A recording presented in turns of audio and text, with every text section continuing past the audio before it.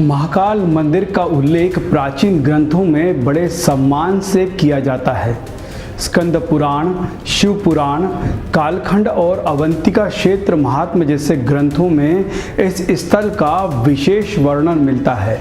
कथा के अनुसार एक बार उज्जैन में राजा चंद्रसेन शिव भक्त थे। एक बार जब उज्जैन पर आक्रमण हुआ तब एक बालक श्री कृष्ण ने शिव की घोर तपस्या की और शिव प्रसन्न होकर प्रकट हुए। उन्होंने शत्रुओं का संहार किया और वहीं महाकाल रूप में प्रतिष्ठित हुए। तभी से यह स्थान महाकाल की नगरी कहलाता है, भगवान शिव का ज्योतिर्लिंग।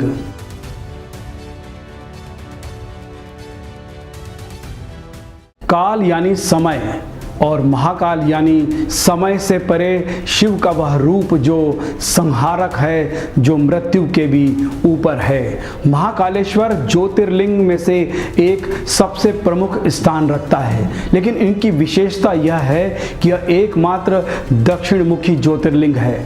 दक्षिण मुखी अर्थात दक्षिण दिशा की ओर स्थापित यह दिशा यम की मानी जाती है, मृत्यु की दिशा, और वहाँ विराजमान है स्वयं महाकाल, मृत्यु के अधिपति। आने वाला भक्त मृत्यु के भय से मुक्त हो जाता है।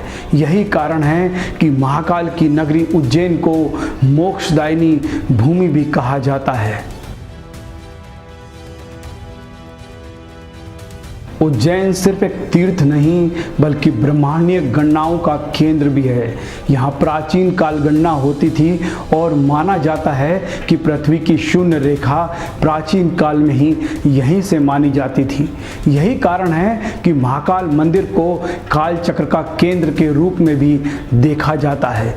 काल भैरव, काल संख्या नाड़ी, सप्तऋषि प्रणाली से सब इस नगरी से जुड़े हैं। उज्जैन में ही प्रसिद्ध संध्या आरती और भस्म आरती होती है, जो सौर और चंद्र गणनाओं के अनुसार निर्धारित होती है। सुबह 4 बजे जब दुनिया सो रही होती है, उज्जैन जागता है और एक दिव्य अनुष्ठान शुरू होता है, भस्म आरती।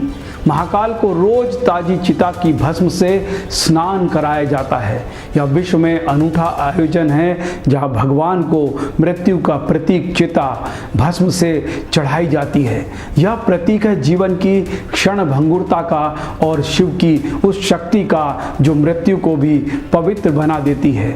भस्म आरती में प्रवेश के लिए नियम अत्यंत कठोर होते हैं, जैसे व्रत, संयम और आस्था। कई श्रद्धालु महीनों पहले बुकिंग करते हैं ताकि इस दुर्लभ आरती में भाग ले सकें। महाकाल मंदिर की स्थापत्य कला भी उतनी ही अद्वितीय है जितनी इसकी आध्यात्मिक ऊर्जा। प्राचीन काल में निर्मित यह मंदिर मालवा शैली से बना है, जिसकी दीवारों में सुंदर नक्काशी और मूर्तिकला देखने को मिलती है। इतिहास में कई बार महाकाल मंदिर पर आक्रमण हुए, विशेष रूप से मुस्लिम आक्रमणकारियों द्वारा, लेकिन हर बार यह मंदिर फिर से बना, फिर से खड़ा हुआ स्वयं महाकाल के आशीर्वाद से। आज जो हम मंदिर देखते हैं उसका पुनर्निर्माण मराठा शासनकाल में राणोजी शिंदे द्वारा कराया गया था। आज उज्जैन का महाकाल मंदिर न सिर्फ भारत का आध्यात्मिक केंद्र है बल्कि पूरे विश्व में शिव भक्तों के लिए आस्था का प्रतीक है। हर साल लाखों श्रद्धालु यहाँ आते हैं। महाशिवरात्रि, श्रावण मास और नवरात्रि के अवसर पर तो यहाँ संख्या कई गुना बढ़ जाती है। 2022 में प्रधानमंत्री नरेंद्र मोदी ने श्री महाकाल लोक परियोजना का उद्घाटन किया।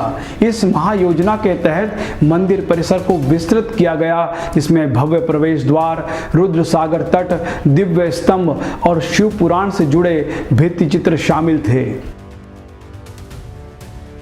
जो एक बार महाकाल मंदिर आता है वह खाली नहीं लौटता। यहाँ सिर्फ पूजा नहीं होती, यहाँ ऊर्जा मिलती है, अद्भुत शांति और गहरी एक अनुभव जो शब्दों में नहीं सिर्फ आत्मा से समझा जा सकता है।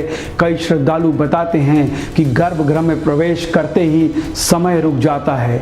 घंटियों की गूंज, मंत्रों की नाद और धूप की सुगंध सब कुछ आपको शिव के करीब ले जाता है। कई साधक और संत कहते हैं कि अगर ब्रह्मांड में कोई ऐसा केंद्र है जहाँ शिव स्वयं निवास करते हैं तो वह उज्जैन का महाकालेश्वर है। जय महाकालेश्वर।